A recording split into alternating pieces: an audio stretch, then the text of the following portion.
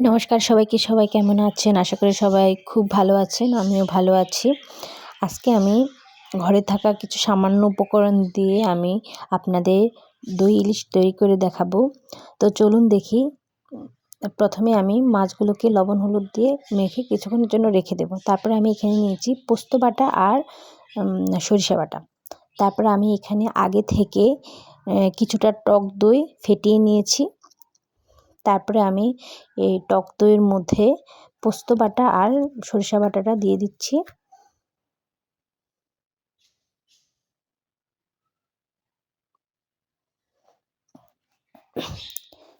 দিয়ে আমি একটা মশলা তৈরি করে নেব। তারপরে এখানে দিয়ে দিচ্ছি লবণ,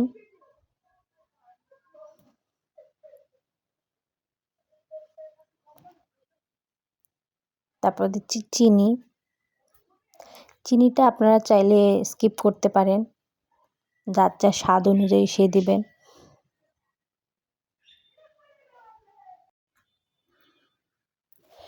আমার মশলাটা মিক্স করা হয়ে গেলে আমি যে বাটিতে আমি মাছটা রান্না করব সেই বাটিতে আমি মিক্স করা টক দই আর পোস্ত বাটা আর সরিষা বাটাটা দিয়ে নিচ্ছি।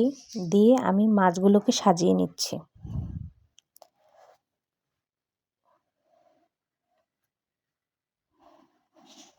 সবগুলো মাছ দেওয়া হয়ে গেছে। আমি এবার মাছের উপরে আরও কিছুটা মশলা দিয়ে নিচ্ছি।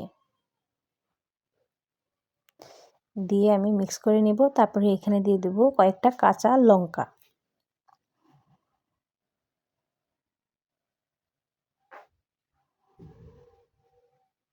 আর এখানে দিয়ে নিচ্ছি সরিষার তেল।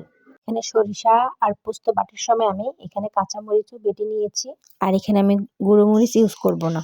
তারপর ঢাকনা দিয়ে ঢেকে একটা পাতিলে আমি গরম জল বসিয়ে দিচ্ছি। তারপর এখানে একটা স্ট্যান্ড বসিয়ে তারপর পাতিল যেই বক্সে আমি মাছটা দিয়েছি তো সেই বক্সটা দিয়ে ভাপিয়ে নেব 30 মিনিট। আধা ঘন্টা পর দেখুন আমার রান্নাটা হয়ে গেছে। তো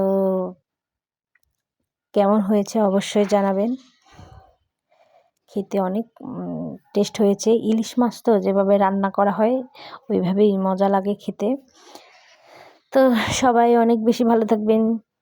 সবাই আমার ভিডিও দেখবেন, দেখার অনুরোধ রইল। আর আমার পেজের পাশে থাকবেন লাইক কমেন্ট শেয়ার দিয়ে। আর যদি আমার ভিডিওটা খুব বেশি ভালো লেগে থাকে তাহলে আমার পেজটা ফলো করে দেবেন।